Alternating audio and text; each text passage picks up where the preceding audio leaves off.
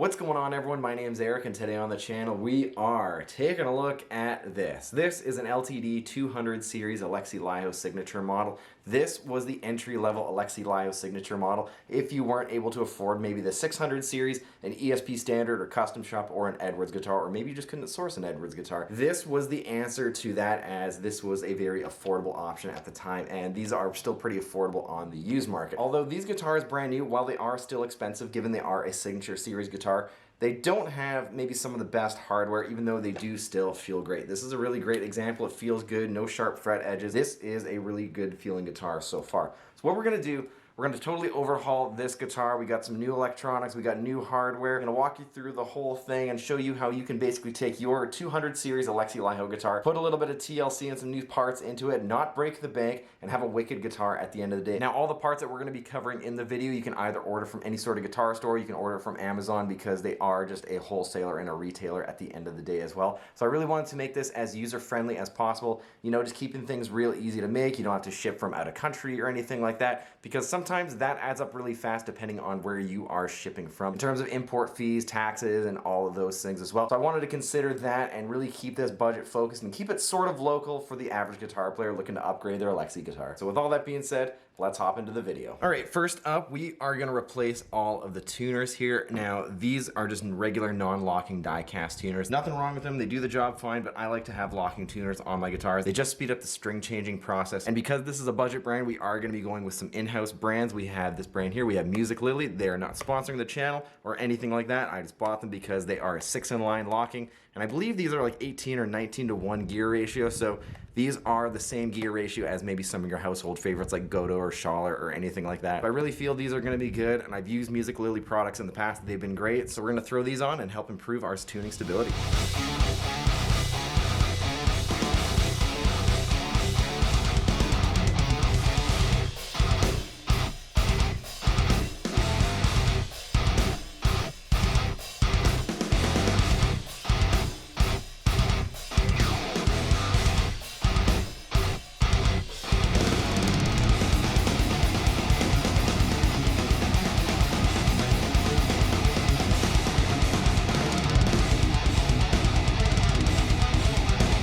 So here we go, the new tuners are on. They feel good as I'm just kind of moving them around. No issues here, and it seems like they work fine too. They look good.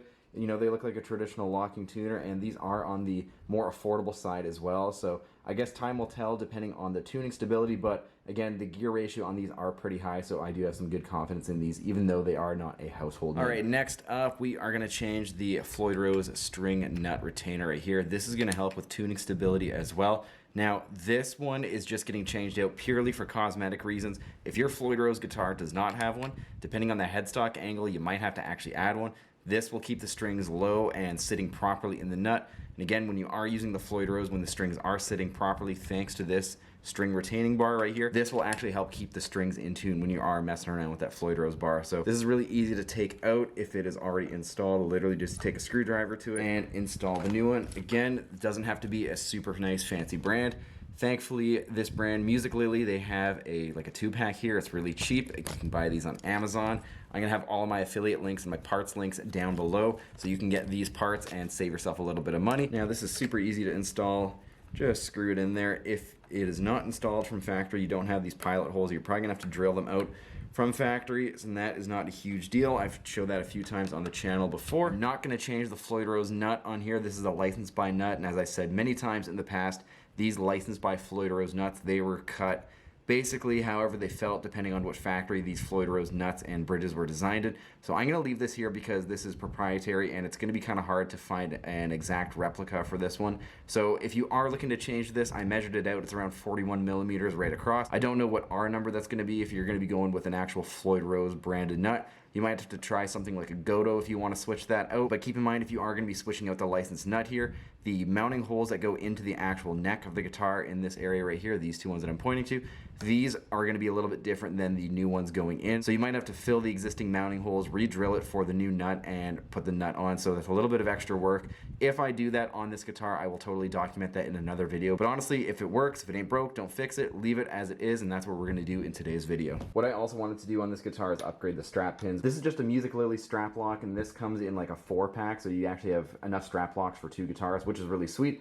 And the mounting pin, very similar to like a Schaller design here. Not sure the kind of metals that they are using, but I've used these in the past. They have a Phillips head screw that goes right into the body, unlike the new Schallers that have like a hex wrench key that goes in there. This is like the older design of those Schallers. I like this more than the new ones, just a little bit easier to use. You're not just kind of guessing with a random hex size that the brand's not even providing you with. So yeah, this one's just a little bit easier to use. They work good, and you know, they look good as well. It's tying this black hardware in really nice. All right, next up on this guitar, we're gonna ditch this ESP branded Floyd Rose here. Now, this is not made in Japan or anything. This is just an ESP stamped, licensed by Floyd Rose. I have no idea what factories that Floyd has overseas to make their import Floyds from back in the day. But just like a lot of these import Floyds that I've experienced in the past, they are very hit and miss with their tuning stability, even when you do set up the nut and the string retaining bar as best as you can. These things lose their structural integrity over time, and honestly, these don't use the best kinds of metals, and yes, the metal does affect your sound, especially on the bridge part back here. So we're gonna upgrade this to something a bit more substantial. If you haven't taken out a Floyd Rose, just make sure all of the strings are off, unbolt the back, and then take the springs out one by one, and then slowly move the Floyd Rose to a new spot, and then you'll be ready to put in the new Floyd Rose. Seems like there is a quarter that is drilled into the back of the guitar. Zero idea why. Sometimes this is just what you deal with when you get a used guitar. If you want to fill that hole, real easy, put a little bit of wood filler in there, or you can actually get maybe some of these dowels or some wood shims, toss it in there, a little bit of wood glue, it'll dry overnight, and you are rolling to cover those empty holes. All right, now while we wait for the glue to dry with all of those extra wood shims in those extra holes, we are gonna unbox the Floyd Rose. I have a Floyd Special here. I've used these in the past. They've been fine, and they've been good when I have used them. Just because it's a Floyd Special and not an original Floyd or anything else doesn't mean that it's not good. These are actually really good in my time using them. And again, this is considering some budget, so you can get these pretty cheap, and I think I got this thing for around 50 bucks with all the parts, and it's basically brand new. It was sold by a reputable music store chain across Canada, and I saw all the pictures, went back and forth with them, and this thing looked really, really good. So just like any other Floyd Rose, you're gonna get the instructions when you open it up, all the packaging, and keeping with that all blacked out look just to kind of emulate the upper 600 series or even those custom shop ESP sawtooth models, and even some of the other ones that ALEXI used, like, oh yeah, look at that nice 37mm block here. These sound really good as well. This is going to be a great improvement over that stock ESP branded Floyd Rose or those licensed by Bridges. Like, these ones are solid, and I'm pretty sure I can actually down the road get a corresponding nut to go with this just to match the black. Yeah. And then when you get the Floyd Rose, you get all the other parts in here as well. Yeah, so look at that. We got some Allen wrenches, we got some springs, we got new bushings to actually mount into the body if we have to, and oh, we even have like a string tree on here, so didn't even need to buy one. Look at that. You got a new claw and everything like that. Springs, we are totally set, and literally bought this thing for 50 bucks and it's brand new. Like, I'm laughing, and you're going to be laughing too if you are in a situation like that. Tons of foam, and look at that, and there's the bar. Again, 50 bucks, basically a brand new Floyd Rose and all the parts you could ever need. Hard to go wrong with that. So yeah, once that glue dries, we're going to pop this sucker in and we're going to be good to go. Since we're upgrading the Floyd, what we're going to do is change the claw as well. I've demonstrated a few times on the channel. Real easy to do. Unscrew all the screws. If you don't have a soldering iron, you could take some snips, cut the ground wire. I don't think we're going to need that anyways. There's the new claw. There's the new screws. Screws are already a big improvement over the old ones. I'm just going to get that finger tight for now just so it's in, and I'm going to spend a little bit more time making sure the claw back here is actually going to be sitting level and that these screws are going to go in on the correct angle as well. Alright, I'm going to take out the actual mounting posts for the Floyd Rose. Going to see if the new mounting post inserts are actually going to fit. Usually the Floyd Rose branded parts don't really fit the licensed stuff. Again, these are all just cut and milled. However they feel like it depending on the factory. They were really inconsistent back in the day. Yeah, it's going to cross thread if I keep going. That's stuck like that. Use those original mounting posts. They're probably fine. The big part that is going to wear on those old Floyd Roses or any Floyd Rose in general is going to be the knife edge. But if you're not careful when you're adjusting the action on your Floyd Rose, the part that sits right here, which is the knife edge, it's going to start wearing on here. It'll wear this part out. You're going to get a nice red or brass line right around this section right here. It's also going to wear out the knife edge on the base plate as well, and that's going to also cause your Floyd Rose not to return back to that neutral position, which is going to keep your guitar in tune. So on top of tuning issues, you're going to have actual hardware issues. You're going to have to replace all of this, And going to replace all of that is probably going to be a big job. So if you have a guitar that has a system like this, take care of it as best as you can. And even then, adjust the action of the guitar under no tension at all. Take all the springs out, or take a good chunk of the springs out. Make sure that Floyd can move smoothly, and make sure all of these parts can move smoothly as it is. And then you're not going to have any issues. And just as we are going to put these back, a little bit of that 3-in-1 oil, just so that threads in oh so nicely. All right, let's get the new Floyd in. Real easy, just got to put the springs in, and you know what? The black against that black chrome looks pretty good when you are installing a Floyd for the first time. Just kind of hold the Floyd in place, put one of those springs in. As you can see, the bridge is kind of floating around like this. You might run the risk of actually like having the spring pop off of the claw here. So what you could do to help yourself, screw in the claw a little bit more, just to apply just a little bit of tension, and that should help with keeping the Floyd Rose intact. And as always, just to prevent yourself from getting a giant headache when working on a Floyd Rose, a little bit of cardboard under the back, that'll keep the bridge super flat. And this will give you an easy time when you're trying to string up your Floyd Rose and when you're trying to tune this thing up. And a little bit of foam just to keep that noise down. All right, next up, we got to deal with this output jack here, and at least the start of the electronics. But to keep with the all black theme, we have again another Music Lily part. This is just a Fender style output jack. It's going to work with this right here, the football style output jack. And these Music Lily parts have come in pretty clutch over the years. They've worked really great. No issues with them. They're really cost effective as well as all of these kind of generic parts should be. Yeah, look at that. Looks really good.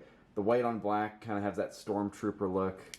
You know, it kind of looks like some of ALEXI's other guitars. I really like it. Looks kind of rough here. This just could be a milling issue right from the factory. So I'm going to take a Dremel and I'm just going to clean it up all in here as best as I can. And I'm going to do that just in case that new output jack is a little bit too big and I need a little bit of extra room to work with. So at this point, the guitar is almost done. We do need a few more cosmetic things, which we'll get into after this, but the big thing that we need to do is throw some new electronics in this guitar. Now, the ALEXI Lio 200 series came with a stock ESP pickup. Realistically, that pickup has nothing to do with ALEXI Lio. It's just kind of filler for the guitar to keep the price down. The 600 series came with an EMG HZ H2 passive pickup. The ESP Standard series came with that same setup, and it came with also the ESP MM04 preamp, and same with the Custom Shop series. ALEXI used a bunch of different pickups ranging from the Jackson JBC50 with the Jackson preamp, as well as a Seymour Duncan Blackout, and he actually released a signature EMG pickup, which was an HZ H2 passive pickup paired with the ABQ preamp on board, and it came like in a single housing. And there's a bunch of different ways that you can go with that depending on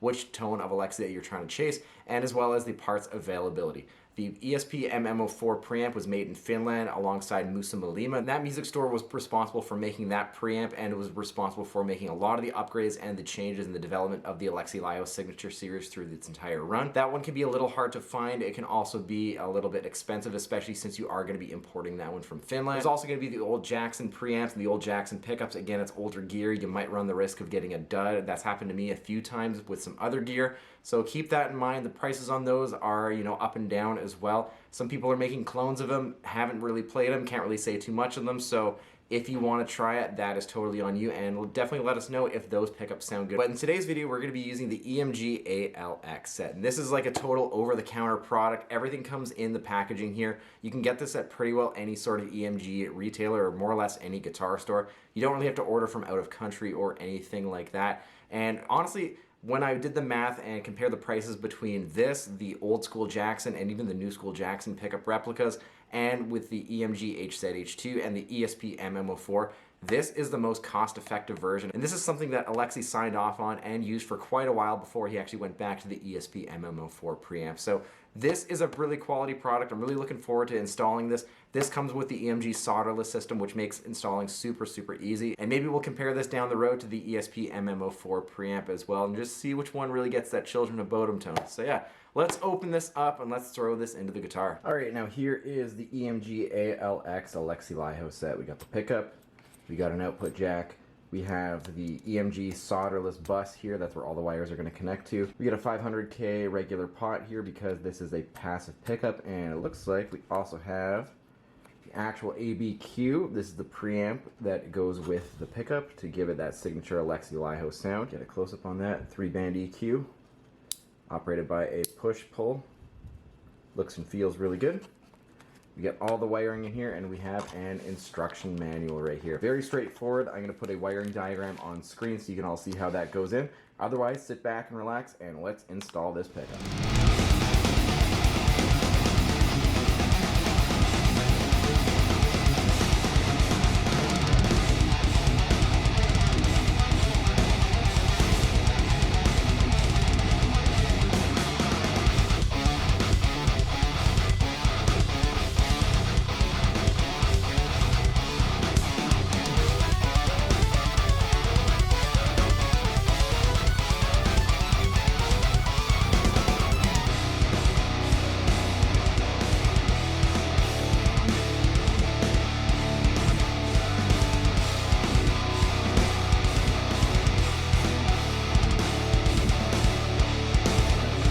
Alright, now here we have the ESP LTD ALEXI LiHo 200 series pretty much all done up at this point. We got the new tuners, we got the string retainer here. We hydrated the fingerboard and cleaned the frets off camera.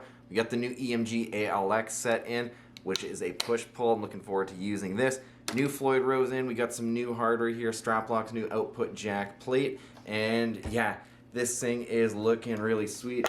Got a giant Floyd Rose block on the back here, and that's the battery rattling around in the back. But now, at this point, it seems like we just got to throw some strings on and call it a day. But before we do that, we need to address one final thing on the guitar. And this is addressing pretty well like my biggest complaint with the 200 series ALEXI guitars. These guitars came as you see them here, and they didn't come with any pinstripes or beveling, and I get it, it is a entry series signature guitar. You're gonna have to miss out on a couple different bells and whistles. You have to step up to the LTD 600 series or just get an Edwards, and again, that is spending a lot of money, and a lot of people might not have that, so this might be their option. But today we're gonna change that, and we are gonna add some pinstripes and some bevels. These are coming in from a Canadian company called Toronto Music Gear. You can find them on Etsy, and I'm gonna show a couple different pictures on screen. And basically, they have the templates for an ALEXI LiHo 200 series like that you just click on and you buy. You change the colors, basically whatever color you want, depending on the color of guitar that you have, whether it is white or black or even some other colors, because generally these pinstripes here are gonna fit a lot of other Flying V style guitars, and I've seen some of these on the ESP LTD Arrows, and they actually look pretty sick. And I've seen these on a few other ESP LTD 200 series ALEXI guitars, and they look pretty wicked. And they give you pretty well all the graphics you could ever need. And if you want to check these out even further, I'm going to leave a link in the description. So if you have an ALEXI LiHo guitar, or if you have another Flying V style guitar and you want to take it to the next level aesthetically, you can do it with these vinyl graphics right here. So sit back, relax, and let's make the 200 series look even more sick.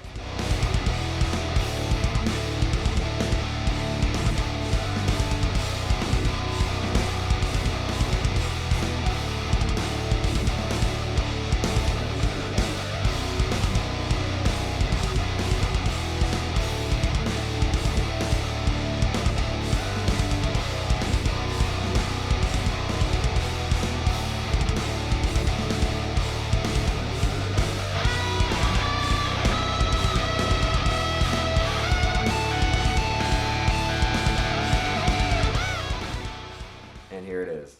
Look at this thing. That thing turned out so sick. We got the vinyl on the front, vinyl on the back. They might not line up right here. I probably could have spent a bit more time with it, maybe moving this bottom horn out a little bit more, moving it in. But then again, you know, at the end of the day, from like 20 feet away, or like even in videos, like this thing still is gonna look sick. And even just looking at it, like this is kind of cool because it's like something I made and it's my own tribute to ALEXI. At the end of the day, like this is a tribute, like we're paying homage. If you're doing something like this, you're paying homage to ALEXI LiHo, and you know, that's cool as well. You are taking something that was like an original ALEXI LiHo signature, you're putting your own twist on it. You're sure some things might not line up here, but you know, at the end of the day, that is totally okay. You know, vinyl graphic down here didn't really line up too well, but you know, at the end of the day, the vinyl graphics didn't cost a lot, and there was free shipping to my door. So I can't really complain, because getting this guitar resprayed with the pinstriping or the bevels would be a ton of money. And once again, if you are doing a budget build, you know, you want to be budget conscious. So yeah, at the end of the day, I'm stoked with how this thing is. Real fast, let's go over some specs and features before we plug it in and hear this thing. So we got an alder body, we have a maple bolt-on neck, 24 frets, we got some new strap locks on it, we have the Floyd Rose Special Bridge EMG ALEX set right here. This volume knob is a push-pull. When it is down, you're getting the passive pickup with the active ABQ boost. When you pull up, you actually just get the passive pickup on its own, so then you can try it with some other boosts or some other preamps as well, just to kind of shape your tone a little bit differently. Rosewood fingerboard, 24 nickel frets, they're all polished up here. Now something that I'm considering down the road is maybe adding a little bit of wood dye and staining the fingerboard black so it kind of looks like an ebony fingerboard, just so it is a little bit more closer to ALEXI's guitars, and if you want to see that, let me know and maybe I will make that happen. Moving up to the headstock, string retainer, original nut, and we just have some Music Lily locking tuners, and after tuning the guitar up, they felt really good, and they're locked in here. We got the strings locked down here, and they're locked at the bridge, so we have 3 locking points, which should ultimately mean a lot of tuning stability. And yeah, a little bit of extra black hardware down here, got rid of all that black chrome outside of maybe the Floyd post and the nut. But yeah, otherwise, this thing is sick. I'm like so happy with how this guitar turned out, and yeah. Again, this is like a really sweet ALEXI build. I wanted to do something like this for quite a while and, you know, pay homage to one of my guitar idols who I was so fortunate to actually meet and who really, you know, again, set me on the course to doing a lot of this stuff, and we'll talk about that later. But yeah, you know, this is sick, and yeah, this is really awesome. Kind of maybe at a little bit of a loss for words here, but yeah, with all that being said, let's just plug it in and let's rip on this thing.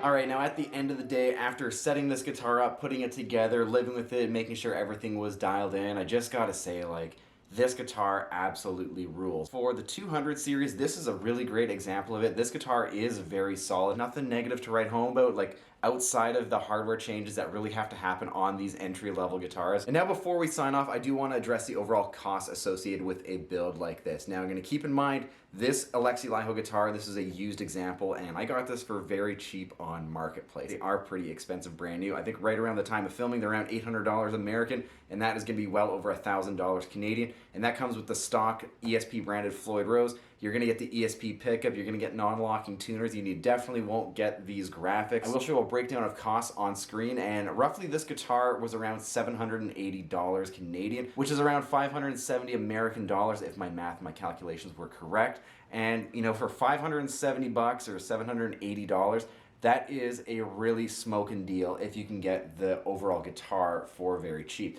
Now, of course, you can go crazy and have like name brand like Godot tremolo, an original Floyd Rose. You can go down the rabbit hole of the pickups and the preamp as well, but again, I wanted to use the EMG ALX set because it is an over-the-counter product. Everything is ready to go. I don't need a soldering iron for it. And if you are going to use one of those external preamps, you're going to have to own a drill because you have to drill into the guitar to then fish that little mini toggle switch through the guitar as well. And then you have to have some sort of soldering skills and some sort of soldering kit to wire the whole thing up together. And if you don't trust yourself with any of that, you got to take that into a tech, and that's going to be big money as well. And why I went with EMG is because they also provided a pretty substantial discount to make this video happen. So I do want to give a big thank you to EMG for helping out with this video and by reducing the cost to make this really happen for me. But outside of that, you can see on screen that the breakdown for the EMG ALX set versus the other options that I've listed on screen, this is the most cost-effective option, and honestly, this thing sounds awesome. If you're doing something like this is something that you can be proud of for doing on your own at the end of the day, regardless of how you go about it. And, you know, if you want to carry on ALEXI's legacy and have a little bit of a DIY experimental guitar building trip, like, this is for you. Like, this was really fun for me to do, and I hope this inspires you to do a build like this, or just grab an ALEXI Laiho guitar and just carry on his legacy. And that's going to do it for today's video. All thoughts and opinions down below on the build series and anything related to this ALEXI Laiho 200 series. If you're new here, please consider subscribing. I have tons more Children of Bodom content and other related guitar topics on the channel as well. And if you are a returning subscriber, make sure you hit the notification bell so you don't miss a single video that I upload. Thanks for checking this out, and I'll see you next time.